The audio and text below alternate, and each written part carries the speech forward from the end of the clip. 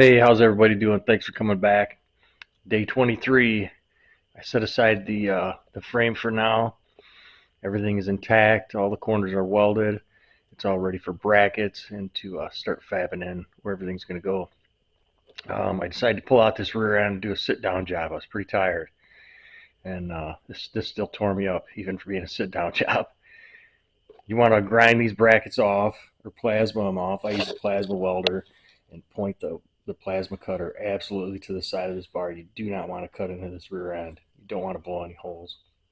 And you want to stay just above the surface as well. You'll always see some rings where the brackets mounted onto the leaf springs. They seem to compress into the metal after being there for years and years. Not a big deal at all. Just grind down to the level surface, and she's all ready for the brackets that we're going to make next week. Rather than buying them, we're going to go ahead and make the rear end coil spring brackets. Really easy to do out of 1/4 inch material, and save about $50 right there just doing that. So I decided to pop off the nuts off this cap on this rear end, and I had one bolt break right at the very top, which is the bottom of the rear end actually.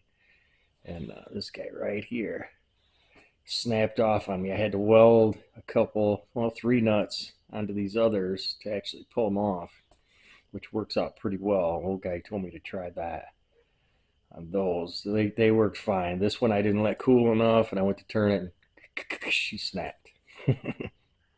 So I'll have to get me an easy out to pull that. Not a big deal. I straightened up all these plates, both these plates on this rear end. I was going to junk them and put on new plates.